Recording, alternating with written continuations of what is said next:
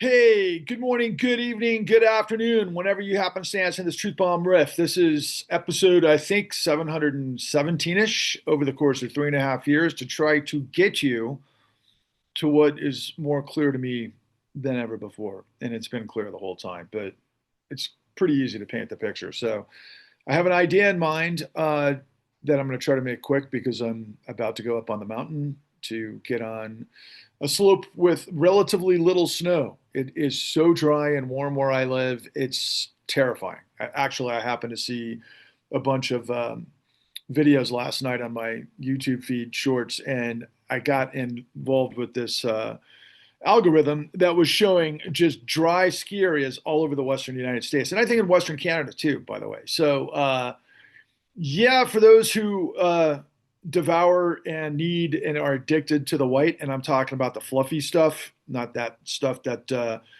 probably is on the other side of all things Trump at the moment. But yeah, it's nowhere to be seen, and I think is really kind of the baseline of everything that's in the midst of everything that is everything that we're in the midst of. Sometimes the words don't keep up with what's in my head, but I'm going to try. So, who am I? I'm Patrick Lovell. I'm the producer with the $71 trillion truth.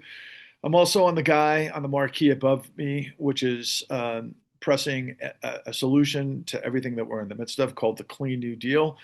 And that's what we do. Myself, my colleague, Roseanne Raviola Mille, a growing chorus of people that are going to be running for office that are now starting to get hip to what's going on. But it's just never been so uber clear, but yet at the same time, so many are completely in the dark. And I'm going to take just a few minutes to try to paint the picture, and hopefully you can follow the bouncing ball. Hopefully I can present it in a way that's worthwhile. So, Epstein files, Friday, redactions, 100 plus pages of just black paper. Pam Bondi trending the nature of not following what was signed law by Donald Trump to basically take no fear or favor to anybody that's in the Epstein files. And of course, Epstein file 468, which had pictures of Donald Trump and girls on Epstein's desk, was deleted, but it was in fair view of some drop that the DOJ made accidentally that showed clearly what's going on. And this morning, I have been absorbing a number of different, as I always do, as I'm sure a lot of us do, um, you know, what we pay attention to or what pops up on our news feeds in terms of people, providing news or lectures or insight or documentaries or whatever else that might be connected to Epstein, and then all of the other things that might be connected to. And a few things that were really big in my sort of, shall we say, how I'm distilling all of this information was first and foremost, and I think what I'm going to do as a guide, I'm going to just share my screen because I put a few things up here to be able to walk through um, that I hope will be able to paint the picture. So, first and foremost, um, the New York Times has been providing more information about Epstein than ever before. Now, again, for those of you who know the Epstein story, you know that most of this stuff went down in terms of kind of the end of it in 2006, 7, 8.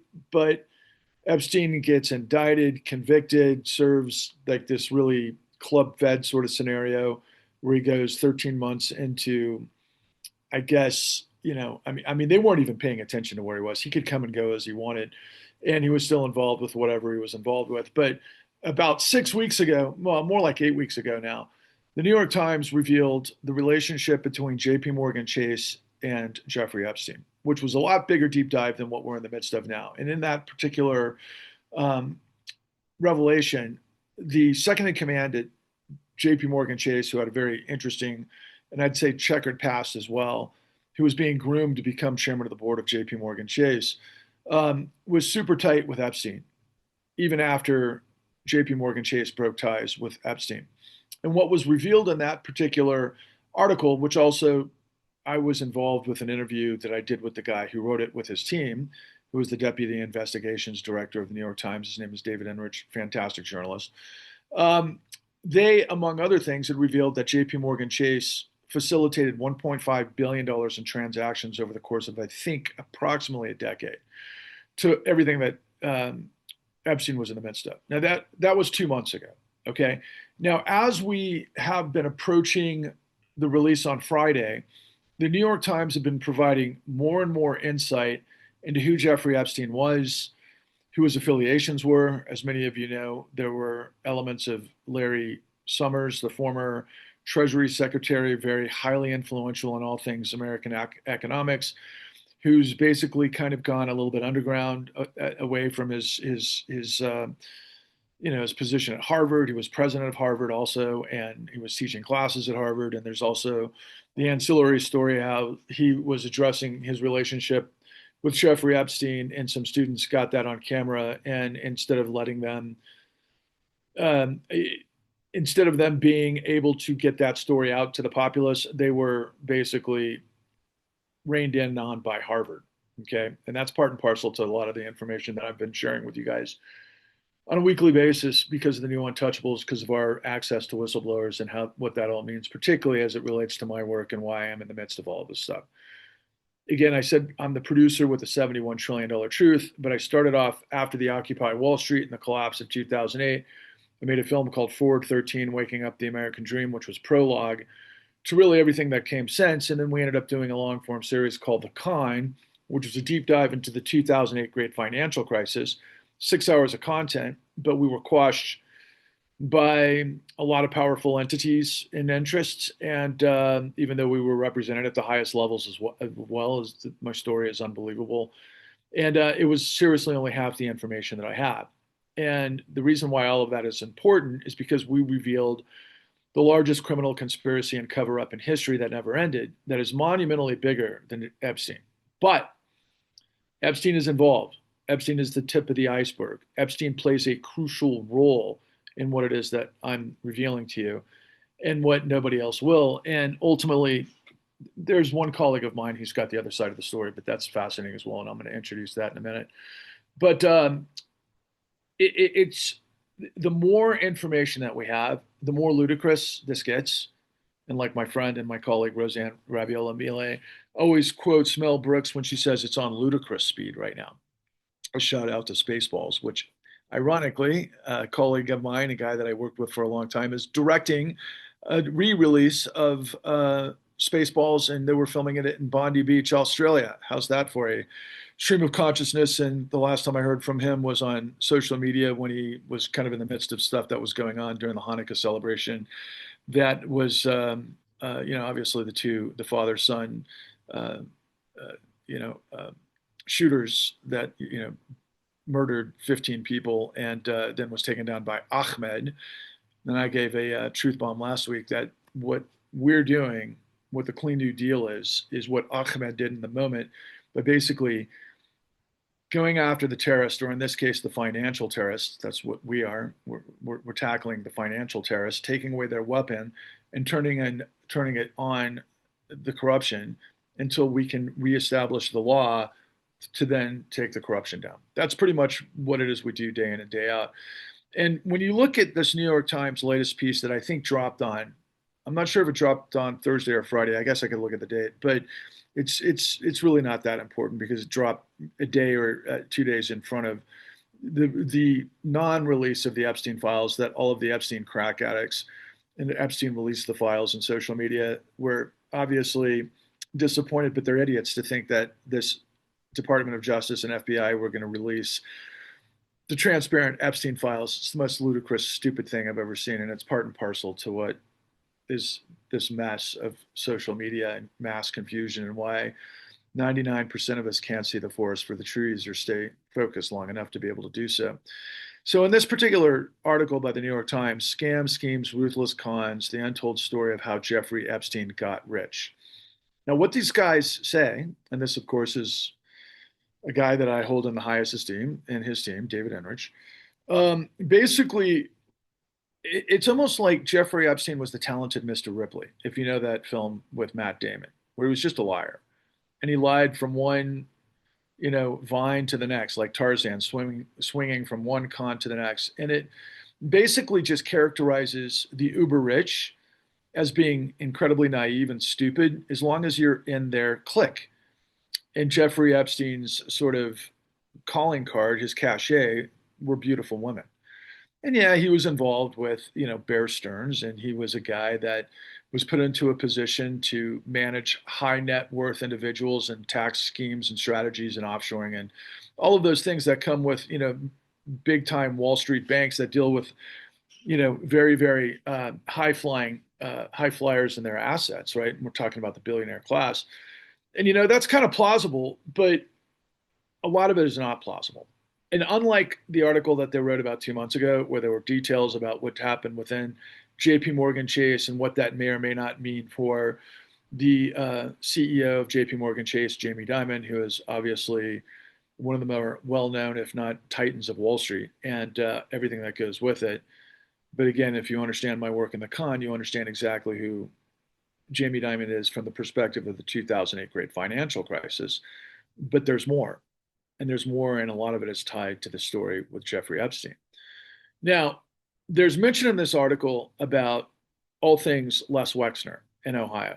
And again, it's this sort of thing where the passage reads that Epstein just got into the circle.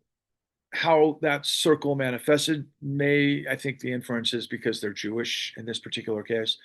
And that's about as far as that goes. But and you could also look at you know Bear Stearns and some other elements as being, let's just say, we in the club of high level people that are Jewish, very wealthy and powerful and successful people that are Jewish.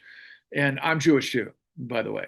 So I don't come at this as, from a kind of an insane, um, scenario that's played out with anti-Semitism for thousands of years. I know all of that information, but I will say it's all very peculiar in so much of what we're looking at here. And I'll try to, in a very reasonable way, paint that picture because I think it's important.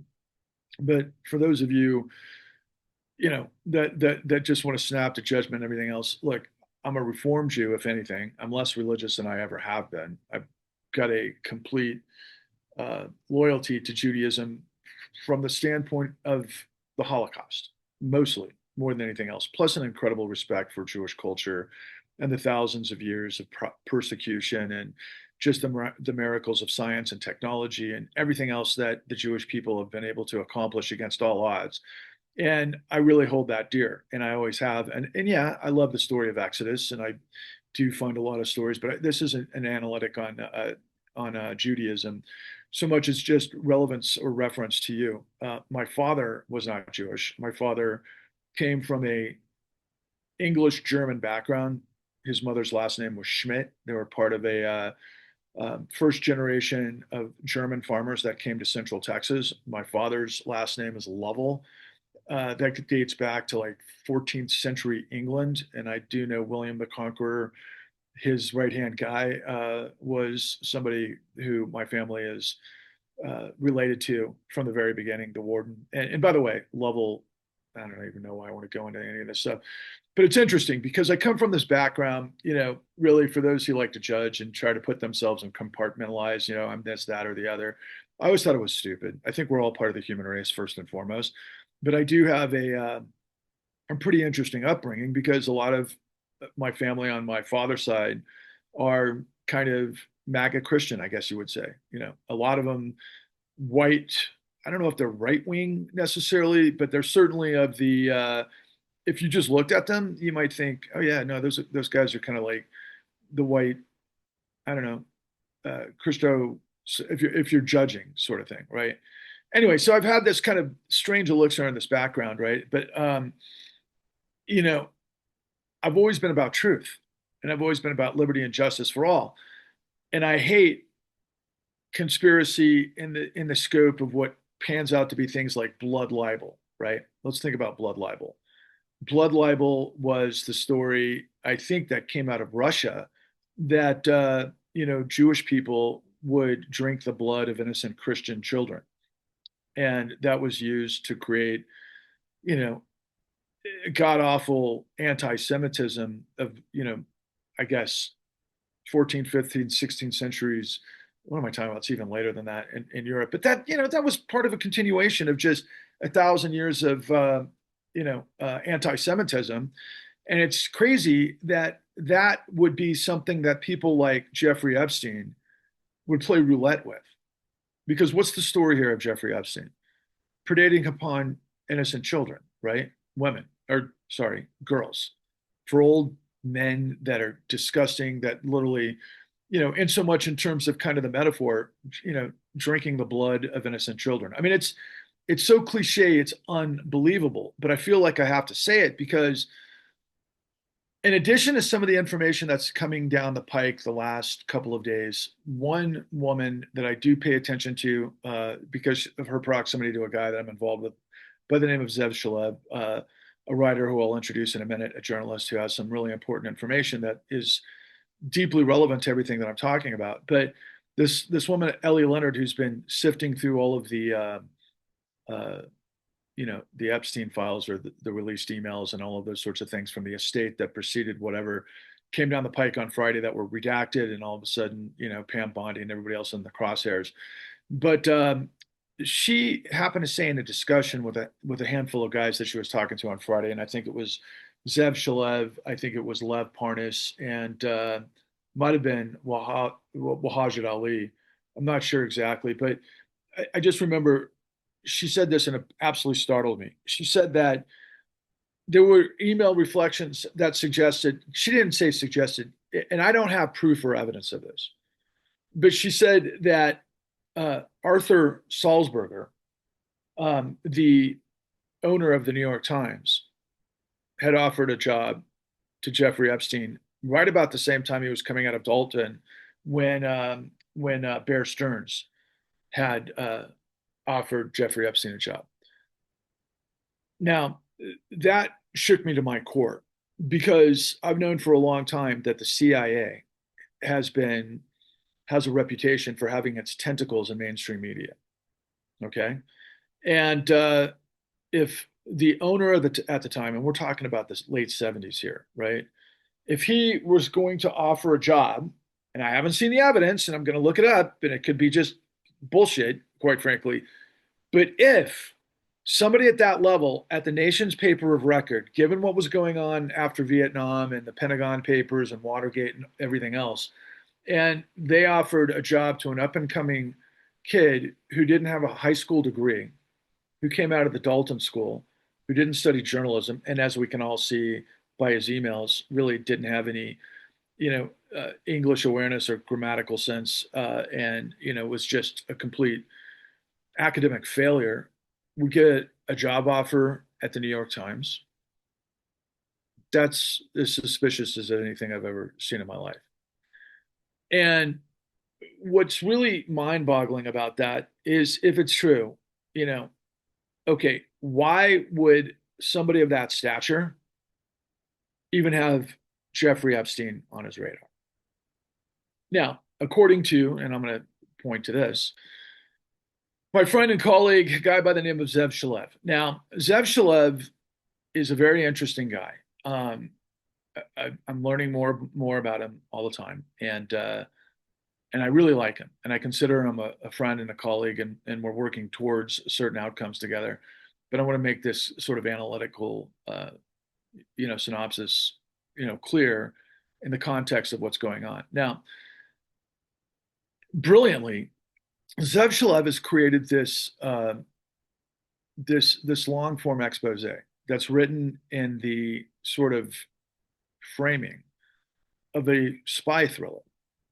When I was interviewing or interviewed by, and in both cases, on Zev Shalev's show, I had mentioned that it reminded me of some of my favorite, novels in my, I'm going to say in my formative years, in my early 20s. I used to read a lot of Robert Ludlum.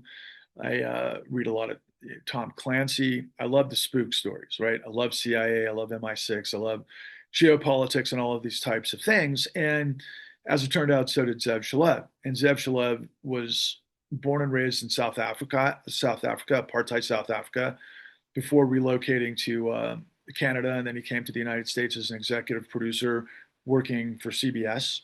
and I think he had some connection to Oprah Winfrey. But he came out of Toronto anyway. Just a really just fantastic guy with the with. He was deeply involved with, I'd say, activist journalism against apartheid back when he was living there, and I'm sure this is like early '80s, and I would imagine that that bled into the global anti-apartheid. What did we call it back in the time? Because I was a big part of it at the time as well. It was like this movement to basically starve the apartheid government of investment capital from around, the globe, especially the West. Anyway, I can't remember. I don't know why I'm having a hard time remembering the name of that movement at the time. But Zeb was reporting, all the ins and outs of that, and then he ended up doing some incredible work on Nelson Mandela and so forth. And he was coming from a really great place. But I think originally he was actually from Israel via a part South Africa and then to Toronto. Just a global citizen, but always on the side of democracy in a big way. And so he ends up writing this series called The Greatest Heist. And it says here in the caption, in the subheading, the true story of Donald Trump, Jeffrey Epstein, and the biggest crime in history. Now, that's what caught my eye originally, was that he was saying this is the biggest con in history. And I just happened to catch it in social media one day, and I reached out, and we've created a relationship. And it just happened to be that I was kind of in the mix with a guy by the name of Lev Parnas, who he's in the mix of. And those of you who know Lev Parnas know what his story is, and it's all very fascinating. And so I reached out to Zev, and we started a relationship, and he started to discover, oh, I know what I'm talking about. And he started to understand the con. And the con, as we say in our heading, is the largest criminal conspiracy and cover up in history that never ended. So when I was, initially reaching out to Zev, I was like, what the heck is he talking about? Anyway, as it turns out, both of our stories intersect, and they are kind of the same. They're the confluence of the same story. But he does take a lot of creative liberty here. Now, I'm just going to point out one thing from my position that I've noticed, and I don't know this to be factually accurate because I haven't really talked to him about it. But when you run through the greatest heist, and I really recommend everybody running through the greatest heist, the bottom line is he connects the dots and all of these powerful players that basically stem from all things Russia, Russian laundering, all things Trump, all things Trump's involvement with a lot of major players back during the Contragate era when Trump was just getting a start. That would then lead into the junk bond era, which would lead into Atlantic City casinos, in addition to all of his real estate. And if you watch my Truth Bombs, you'll know that I interact with one of the greatest journalists in the world, actually, a guy by the name of David K. Johnston, who is notable for being Donald Trump's most hated journalist. David K. Johnston has been the subject of like Rachel Maddow when they revealed all things Trump taxes and what he did. That was a huge expose during the first term. But David K. Johnston has known about Trump criminality and has obviously written on it, documented it, cataloged it for over 3 decades, close to 4 decades, including laundering money from known drug kingpins and drug launderers that were involved with Russians. And by the way, that whole story does dovetail into all things David Enrich, because David Enrich from the New York Times many years ago, back in 2020, released a book called Dark Towers, which was the story of Deutsche Bank, but it was really the story of Deutsche Bank being the intersection between Vladimir Putin and Donald Trump. And I'll set that aside for a moment, but very technical, very incredibly ingenious and brilliant and important, but it sets the tone for the relationship between Donald Trump and Vladimir Putin. Now, the most prescient information at the moment from Zev Shalev's The Greatest Heist is this sort of foundation of who Donald Trump is in his relationship with the Russians. And it's much bigger, quite frankly, than Vladimir Putin, but it becomes all things Vladimir Putin, okay? But this whole thing basically spans decades, okay? And in this long form series, Zev Shalev, like I mentioned, it reads like a crime, or I should say a spook novel. Like I said, Tom Clancy or Robert Ludlum. And if you don't know who Robert Ludlum is, he's the writer who created the Bourne trilogy of the Bourne, Supremacy, and Jason Bourne. Many people know the films by Matt Damon, so there's that. And what he does is he creates these sort of connections from documentation and interviews that he's done to connect the dots in a very brilliant mosaic that paint this incredible picture that I buy. I think it's all very accurate. Now, how accurate? Again, I don't know because I haven't seen the information itself. I haven't seen the collateral files. I haven't seen the evidence. I haven't seen certain things that create this composite of what Zev Shalev is creating. But what Zev Shalev is creating as it relates to Epstein and Trump is that the father of Ghislaine Maxwell is Robert Maxwell, and he was a very, very interwoven intelligence asset that was presumably working for Mossad because he came out of England, with affiliation with MI6 as a survivor of the Holocaust and all things World War II, but post World War II and the Cold War era, where he found himself in situations, particularly as it related to the Contragate era, which facilitated guns through drug smuggling and real estate laundering all throughout the world to provide Saddam Hussein ammunition in their war against Iran.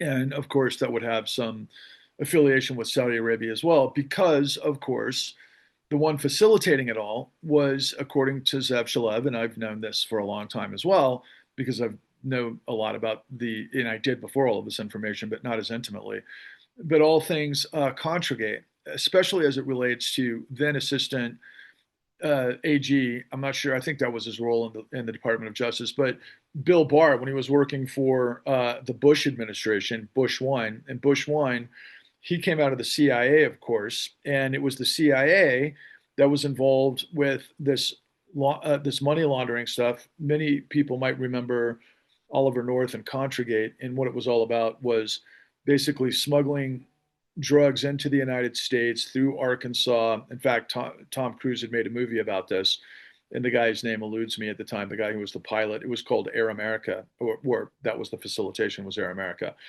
And it were bringing up drugs from, I believe, Nicaragua via probably Colombia and all things Escobar, sorry, and who was the biggest kingpin, cocaine manufacturer in the history of the world.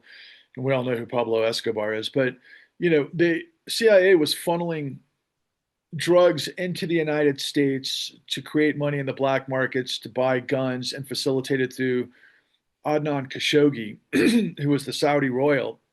He wasn't a royal. He was actually, royal adjacent, I should say.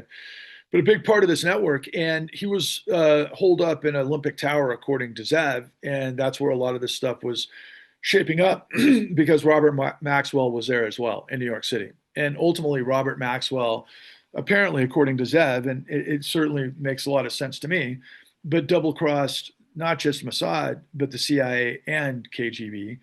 Apparently, he looted like $500 million from the CIA. And who knows what he did to the KGB and Mossad. But he wound up floating in the Mediterranean, even though he was an expert swimmer, sometime in early 1991, I believe. And,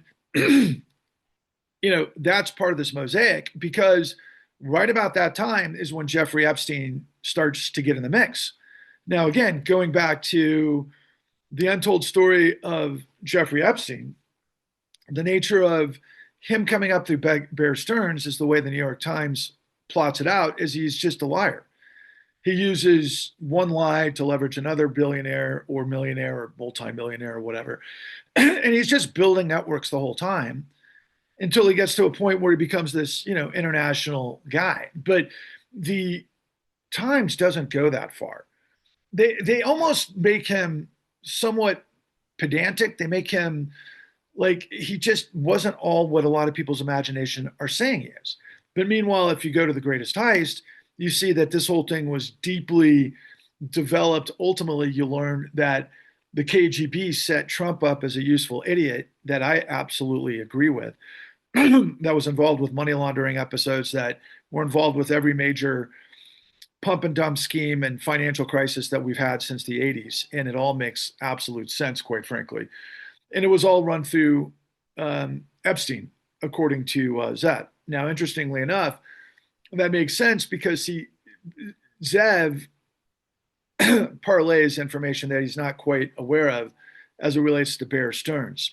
because in my work, I understand that Bear Stearns was one of many of the investment banks that were deeply involved with subprime on a global basis, which, if you understand the con and the blueprint for how all of this works, it was the largest criminal conspiracy and cover up in history because of the pipelines of how the housing industry works. They took a $4.5 trillion housing bubble in 2004, 5, and 6, and they turned it into a $900 trillion global calamity because there was $71 trillion of global investment capital pooling around looking for a place to park, and they built this subprime apparatus to be able to pump this up in the interim of what happened after 9/11. Okay. And all of this is a continuation of what was going on since the 80s, quite frankly, with all of the geopolitics in the Middle East, which of course puts Israel in the crosshairs of this whole thing, which really gets a lot more interesting when you start to think, well, is it possible that Salzberger offered Jeffrey Epstein a position as well? Because that changes everything if that's fact. If he didn't, then okay, that's all bullshit. But if it's true, and I find out it's true, then it's like, okay, now why would the New York Times give us what is kind of a fluff story? And again, I asked, if you look at my truth bombs, and let's see if I have it up here. I'll go here first. So if you look at my truth bombs, the Patrick level truth bombs, the con, and I'm up to 717, so this will be my 718th. If you look back about 2 months ago, let's see where I'm at here. I think, let me just take a quick look. I got a lot of things open, so it's not going as fast as it would. But if you go to episode, looks like 888, okay, 2 months ago, a discussion with David Enrich of the New York Times. Again, I've interviewed David Enrich now. I think that was my fourth time because I've been involved with him with every book release that he has. But I asked him point blank in this question. I'm like, why are you guys revealing this in 2025? And he said, I kind of take offense to that because of certain things that economists say and what bankers say and this, that, and the other. And I'm thinking to myself, yeah, but I mean, the nation's paper of record, Jeffrey Epstein was in the midst of this stuff and it was hugely scandalous in 2005, 6, and 7, but we hardly heard about it. But I did ask him, but wait a second, was it because of what happened at the 2000, because of the 2008 great financial crisis, which was monumentally larger than all of this stuff, right? The 2008 great financial crisis wiped out tens of millions of people, led to, the absolute destruction of Western markets. I mean, it was that huge. It was the largest run in history. It was much larger than the Great Depression. But the reason why we don't call it the Great Depression, even though it was a Great Depression for most Americans, is because we floated the system with tens of trillions of dollars illegally for free, which is the whole story here. Okay. And that ties back to the greatest heist, because with Bear Stearns, what you ultimately end up understanding is that Bear Stearns was involved with Jeffrey Epstein's hedge fund called Liquid Capital. And Liquid Capital was one of the first that were part of Bear Stearns getting bailed out after the 2008 great financial crisis that made all their investors whole through what was known Maiden Lane. Now, I mean, we could discern all of the different, I mean, it wasn't really necessarily whole, but let's just say they made out all right instead of collapsing completely. And who's they? Well, the investors in this Liquid Capital and Bear Stearns and so forth, and everybody else, for example, above the line, which would mean Putin, the oligarchs, and the billionaires that were involved with this, and they were laundering the money. Now, if you pay attention to Lev's work or Zev's work, basically that was all designed. It was all designed to give our people enough rope to hang ourselves with because of our treachery, our greed, our short term vision, and everything else, which correlates to everything that I do. Because when you understand the con, you understand that we learned from Bill Black that it's all about control fraud, which are short term profits for CEOs through modern executive compensation that use liar's loans to basically pump up the stock for what they get paid on, which are bonuses on the quarterly structure. And the entire firm, top to bottom, has to get a number, and that's the conspiracy. And people will lie, steal, and cheat, and do all sorts of innovative things to get the number to get their bonus, and that's how it works. And they were doing it with really stolen money from around the world, and I know that's a huge part of it. We're talking about $70 trillion from around the world. Now that included investment from, regular Chinese people that were middle class that thought it was safe to park capital in American mortgage-backed securities because nobody ever defaults on their loans before 2008. And then we had the massive collapsed because it was all predicated on liar's loans, based on the honey trap of getting people to take out loans, very similar, quite frankly, in terms of just the psychology to get what do most women need, particularly elderly women, above all else? Shelter, safety, right? Well, that's what a home is. And if you could give them home with, deceptive acts and practices where they didn't know what they were getting into, a lot of widows, as we show you in the kind, for example, Addie Polk, would use their fixed income to refinance a house because they were living off of their husbands who may have died and they were widows, their pensions, or whatever their fixed income was, right? And so Wall Street devised all these insane scenarios where people got played. They didn't know what was in the fine print. They didn't know what they were buying. And so they refinanced their house because they thought their house was worth much more. They lived on the excess proceeds of the loans to be able to pay for, increases in healthcare and costs, maybe buy a car, some other things. They weren't living fat on the land, but they thought that their home had equity to be able to justify all this stuff. Meanwhile, that was what banks rely on to keep a rolling loan knows no loss. And the idea was through these liar's loans, houses would always increase in value, and that was pressing the stock market upward. And of course, through all of this, investment from around the world, from shady sources like the Middle East and Russia, through these shady scenarios, who were involved with predation. So the question right now is that there are, obviously millions of people coming to the fore that are like, okay, Pam Bondi is involved with, redacting, blacking out 100 plus pages of the Epstein files. They're not revealing everything that's supposed to happen. I think I just saw that, here's one that, puts it together. Ro Khanna is drafting articles of impeachment against Bondi, or even have her arrested because she didn't follow the law that Trump signed. And that's really funny because of the executive presidency and all that. But, further to that, the thing about Pam Bondi that everybody should know, that there's a reason Pam Bondi is in the mix as Attorney General. Before she was playing ball and basically turning tricks for Donald Trump and this whole business, and I'll get off of Wahajit because I want to come back to him.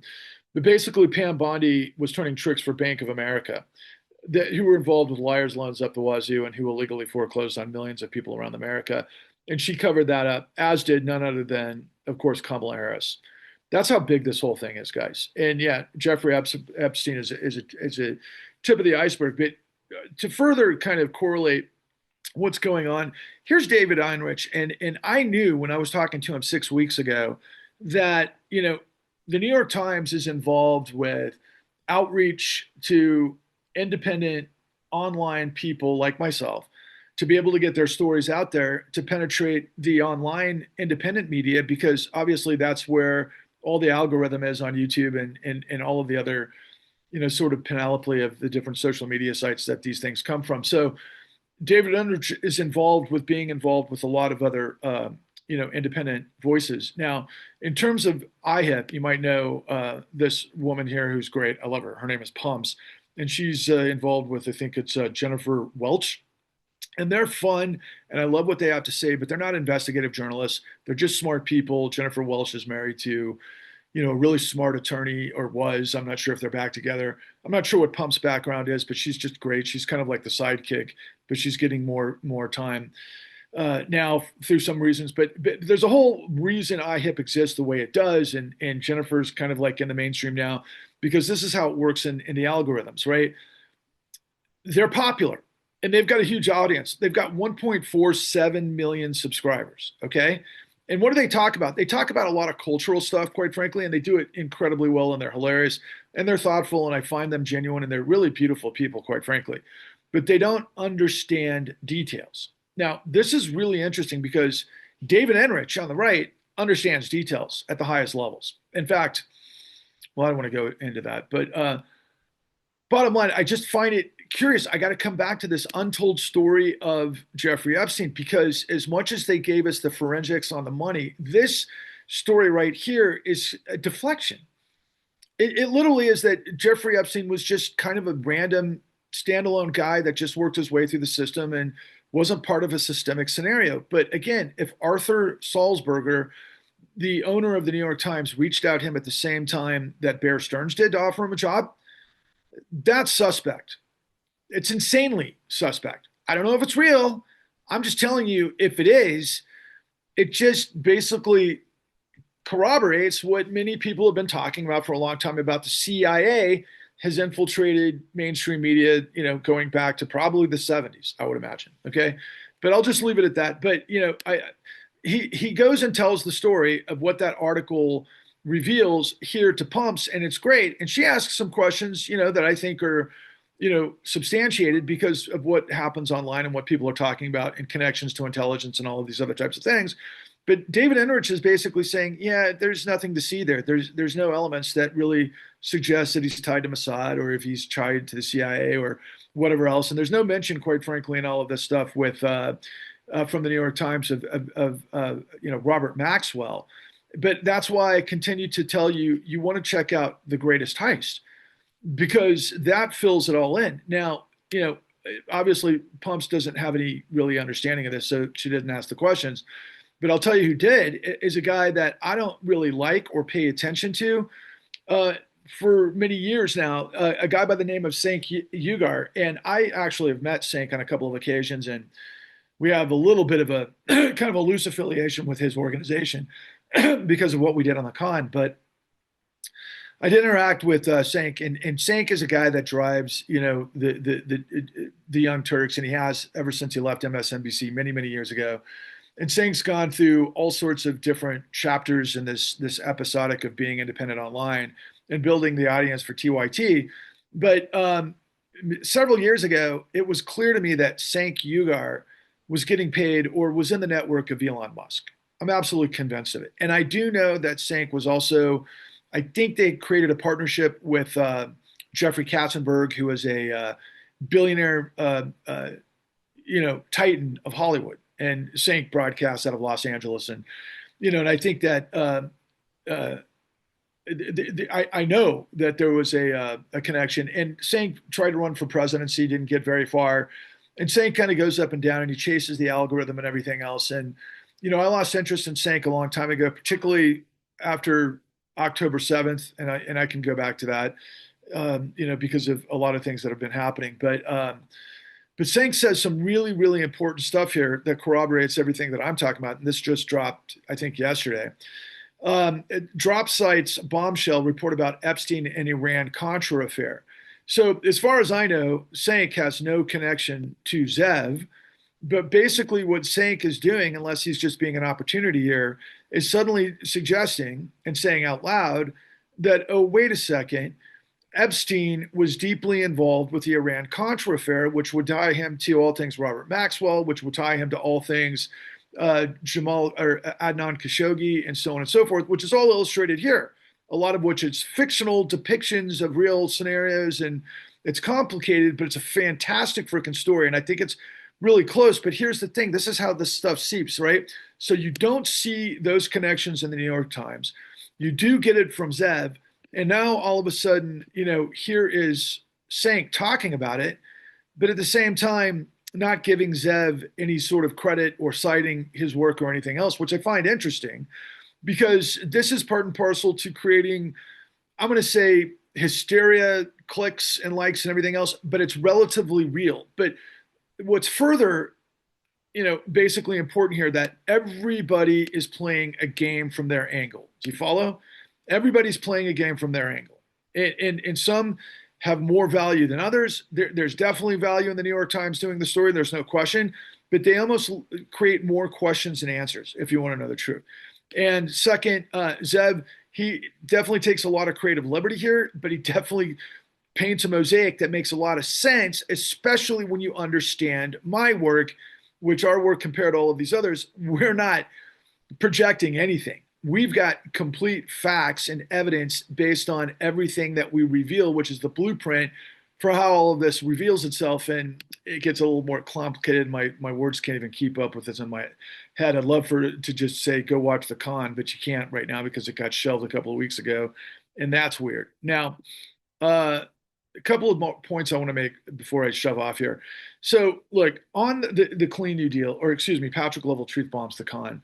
Over the course of the last few weeks, it's been really incredible, the information that we're putting out there. But particularly, I want to try to steer you to, and if you look at my subscriber base, 2.46 thousand subscribers compared to the ever hundreds of thousands or millions that a lot of these people who are bringing BS, quite frankly, to the table are telling people.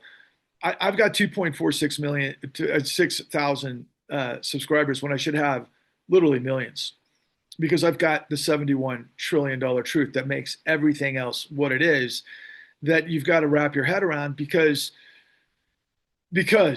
so look, I do this weekly podcast with the New Untouchables. The New Untouchables are a group of people that are the highest levels of legal experts, and they've worked at the Department of Justice for decades, the SEC, state AGs, as well as regulatory bodies and so forth. These are the premier experts that have been in the midst of all of the biggest financial situations in the history of the United States, going back to the S&L crisis, which is when this whole stuff starts with Jeffrey Epstein and Contragate and all things in the 80s. Okay, it's all a continuation that we've never completely snuffed out, right?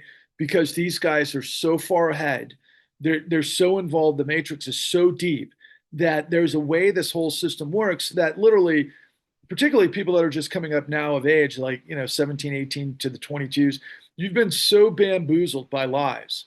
You have no idea what even the recent story of the United States is, let alone what's going on now. And most of you are just lost in translation. And the older folks, especially, it depends on where you are and your education level, and let's just say your wisdom index based on how many times you've been around the block and what your net worth is and all sorts of things that have happened in your life that can paint the picture of how things are going on. But look, man, I'm telling you right now, if you go to the New Untouchables, or excuse me, Patrick Lovell Truth Bombs the Con, last Friday, what the New Untouchables lay out is absolutely phenomenal because the questions that they're really asking, they're asking the right questions. And it's amazing to hear this from these people who have more expertise than anybody in the country on all things corruption and fraud. They're asking the question, who's in charge? Who's in charge? Who's pulling the strings? Well, I know it's the billionaire class.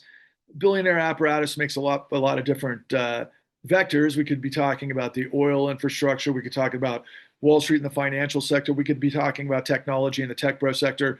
But there's concentric circles, the Venn diagram, where they all fit. And yeah, we're at a level that has never been before seen. And like, for example, on Friday, I spoke with my good friend out of Canada, who's a very bright guy, a guy by the name of Reagan Boychuk. We discussed at length the situation regarding the algorithm manipulation and all things that are happening. And it's worse now than it ever has been. So people are getting forced further and further from the truth.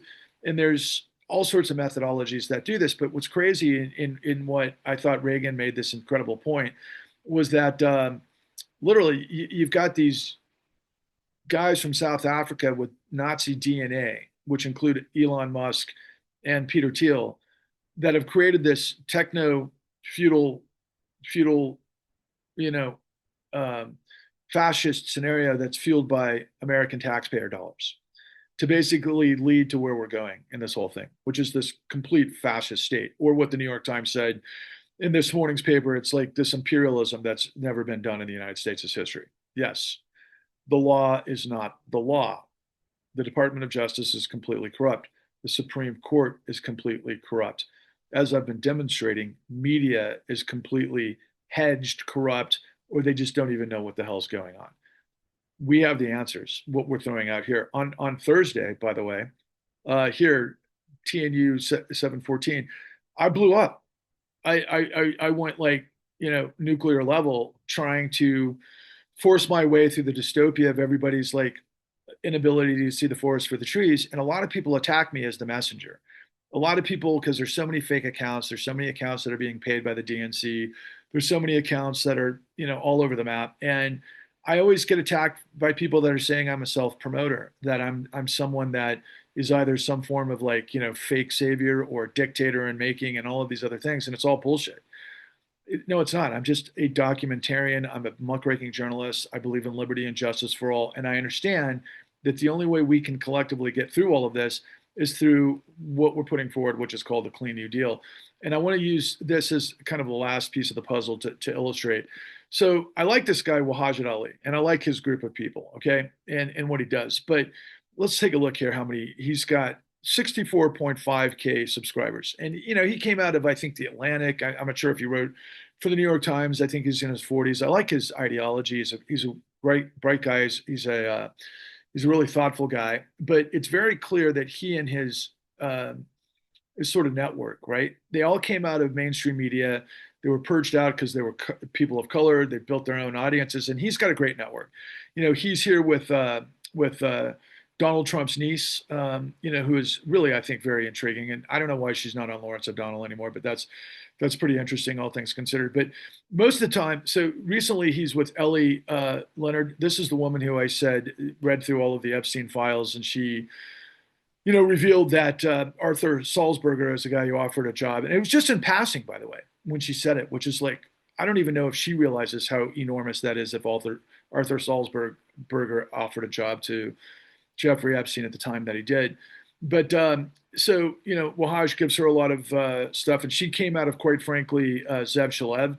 Now, one of the mainstays of what Wahaj Ali is involved with is a really fantastic personality. This woman named Danielle Moody, and she, I think, also may have written mainstream, and then she came out and they went independent. And so, these guys are pretty heavy duty in terms of trying to create influence in the midterms, and where they're come from is mostly, look, it's the white supremacy, it's the Christo-fascist state, it's the tech bros, it is the billionaire apparatus. But what they're encouraging is sort of a national movement of I'm going to say a people of colors movement into politics in the midterms, and in what matters to them in the context of, let's just say, Zoran Mandani, maybe a democratic socialist sort of atmosphere. And it's an identity politics driven sort of first, awareness that, there's this white supremacy that's failing that we have to defeat. And, you might want to, parlay that into AOC, that sort of thing. And that's their vision. And, ultimately they do espouse corruption a lot, but they don't understand the details of corruption because they're all chasing the 24-hour cycle, just like everybody else. And that's how they get viewers, and that's how they're able to sustain viewership and everything. But they're also part of the misinformation circus that they don't intend to be. And they're smart enough not to. They just don't simply have the information. They're not aware it exists. And what is the information? The information I'm providing. And I could go on about, all of these different things. I'm not being, super critical. I'm just saying, like, white supremacy shattered. One thing I found really interesting that I thought was very revealing is that Wahaj ended up doing a couple of weeks ago. I'm going to try to find her. It was Richardson is her name, but where is it on here? I could have sworn I saw it just because it was a couple of weeks ago. Where are you? I know she's here. Nah, maybe it was a lot longer ago than I don't. Anyway, he's really mostly about the identity politics sort of thing, unless he's talking to white people. Then he's like, it's multicultural. And I get that. That's cool. I totally get he's building a coalition of the willing. But again, it's, my friends, and especially Wahajid, if you're watching this, I hope you pay close attention to what's next, because the identity politics is, of course, important, but it's not the solution. Okay. We've been living in, as I've been laying out here, decades and decades of absolute corruption. There's only one way through this, and that's to understand the Clean New Deal. And I'm not going to go through this whole thing. I'm just making you all aware that it's out here. Patrick Lovell presents thecleannewdeal.com. And look, I'm just going to read off the top here. We don't live in a democracy. We don't function in a capitalistic system. And that's a big part of, their sort of ideology. They're like, we got to destroy capitalism. We've already destroyed capitalism. We could call this techno-feudalism. We could call it it's corporate fascism, but it's not capitalism, because capitalism is risk reward, especially if you have the law. When if you break the law and you create monopolies, that you go to jail or you lose all your funds. That's not what we do. We actually have socialism. We have socialism for the billionaire criminal class. That's what we have. And that's what I'm revealing, because we don't have separation of powers. And the place I'm coming from is anti-corruption and anti-fascism. And also because I'm a technocrat and I understand how systems work, and I know exactly the history of all of this stuff over the course of the last for decades, especially as it relates to Project 2025, the Clean New Deal is democracy's answer. It is. And I'm just going to stop share and then just kind of finish with this.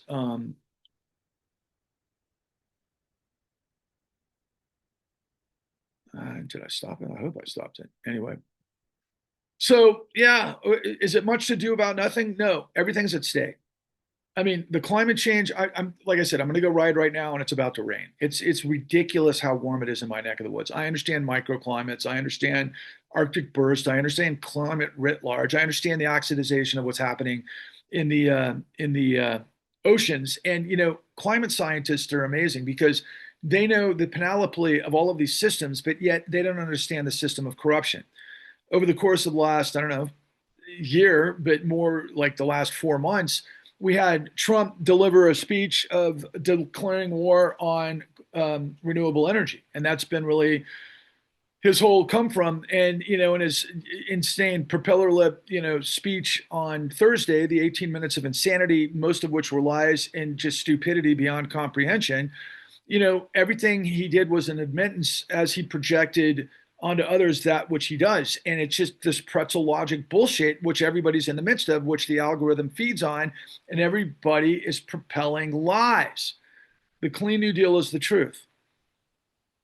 It's the truth of the system that nobody gets, which is this intersection that is between the lines of what Zev hasn't been able to get to completely, and he will once we, fully, um, you know, ferret out how the greatest heist fits in with the clean, or excuse me, with the con. But ultimately, as it relates to the New York Times, and I swim at these levels, guys, because I've done the work and they know who I am. But at the same time, millions of you don't, and millions of you are chasing waterfalls. You're chasing lies. You don't know who did what, when, and how. And this is like 1,000 Watergates a day. And what I reveal are deep throats, if you want the salacious side of this, every day. And Epstein is all about, and it needs to be, and people can't get lost in this. It has to be, how is it possible that a tiny group of people are above the law? And they can literally have inside outside voice and they can laugh at the law because they own the law, because of the revolving door, because of what they've done. And because if they're, ask yourself this, if they're capable, old, fat, disgusting pigs, right? Able to have these affairs and they predate and they abuse children, and children a lot of the times that were coming from very vulnerable places. The methodology of Ghislaine Maxwell and Donald, excuse me, and Jeffrey Epstein was like, so you need an education. What are your dreams? What are your aspirations? Well, we can help you with that. Just come be a part of our circle. Well, we need you to do this. We need you to do that. And why do they need to do all of that stuff? Well, they need to get all of these guys in the crosshairs so they had some information on them so that they could control them, which would then lead to, what is absolutely clear. There's no question that Epstein was involved with intelligence that guaranteed billionaires. There's no way in hell that Les Wexner would have signed all of his multi-billion-dollar power of attorney to Epstein for just having sex. I'm sure, if he was a homosexual and he had those proclivities, that there was a million people that he could hook up with online, on Grindr or wherever, pay him $10,000, which would be like a penny to you and me. And then ultimately, that's that. But that's not what happened here. And to bring it full circle, by the way, Jamie Dimon, and this was information that's been coming down the pike for the last couple of weeks, but that I've been aware of for the last decade, that goes back to, quite frankly, the mid 90s, that creates all of this stuff. So you got to understand how policy enables this geopolitical juggernaut of asymmetric information where you can't see what is going on because there's power that leverages everything else. And it's always about the money. And it's always about really, I'm going to say the facilitation of commodities or energy or whatever those resources that the world depends on. Okay. And it's all part of the same story. So Jamie Dimon was originally involved with a guy by the name of Sandy Weil. And Sandy Weil was the mother of supermarket banking, or the father, the godfather of supermarket banking. He created with Phil Gramm out of Texas. And Phil Gramm was the guy who had hired, of all people, You know, the author of Project 2025, whose name eludes me, it'll come to me in just a minute. But that's where he got his initiation, was Phil Gramm in deregulation, where they got rid of both the Glass-Steagall Act in the 90s, and they also got rid of the Commodity Futures. Well, no, they created the Commodity Futures Modernization Act, which facilitated all the derivatives trades. And all of that stuff we show you in the con, by the way. And this all happened in the late 90s, which was during the Clinton administration, which was the deregulation that led to everything. Now, all of this stuff was happening when Epstein was coming up in the pike. Now, as it turns out, in the pipeline, I should say. And as it turns out, um, Jamie Dimon was not only involved with the supermarket baking, and by the way, he and Sandy Weil, before they became the guys that were able to buy out Citigroup at this time period to be able to create all this deregulation with Phil Gramm, they Jamie Dimon was also involved with Les Wexner in an airline that was being financed with Sandy Weil through Citigroup out of Columbus. For what purpose? We don't know. Was it Air America Part Two? Were they drug smuggling? Were they money laundering? Not money laundering. Were they, sex trafficking? I don't know. But there's a lot more fingerprints on Epstein being involved with all these heavy hitters than him just lying his way through it. I think it was Sank Ugar, and I agree with this. He was like, what, Epstein was just the Forrest Gump of this, last 40 years. He just showed up and was at the right place at the right time the whole time to basically move the needle on what became history. There's no way in hell. It doesn't work that way. All of this stuff is inside spook stuff that's layers and layers of massive global money laundering and financing through all of the different countries, through all of the different oligarchs, through all of the different heads of state and everything else, based on, really, quite frankly, the dollar and geopolitics and oil and everything else. And quite frankly, 9/11 through 2008 through COVID, the only thing I know about COVID, and I've said this before, is what happened in the financial strata, especially all the fraud that was taking place and PPP loans, but also the illegal use of Federal Reserve Act 13.3 as it related to all things Steve Mnuchin. And Steve Mnuchin is up to his eyeballs in this, and so is Jared Kushner. That's all part of this. I mean, they all know how this works. They all know. So what I'm trying to tell you is that if anybody's been around for several decades, especially in government, and they're telling you they got to fix to this, they don't. They've been a part of this. They've been a part of playing by the rules of the corrupt. I keep saying that Bernie Sanders isn't going to lead us out of this. AOC is not going to lead us out of this.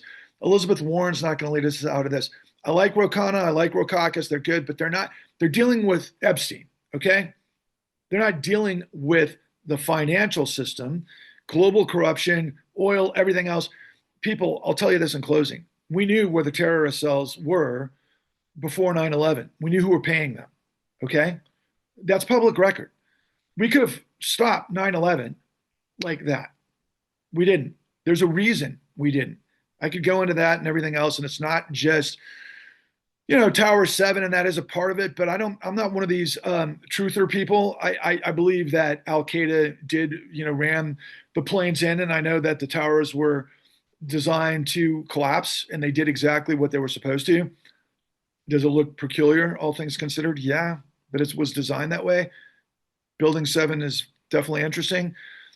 But we've had 24 years of war to further entrench the fossil fuel, financial, dollar oil paradigm, which is now deeply involved with all things Trump. It's completely transparent. That is the only thing that's transparent. And all of it emanates from Epstein. And all of the corridors that you're listening to, all the vectors, they're telling you the story that they want you to hear, that they can build into the algorithms, that they can manipulate and exploit and be part of the misinformation, disinformation caucus, because nobody knows what the real story is. I do, completely, 110%. And the answers are what we lay out in the Clean New Deal.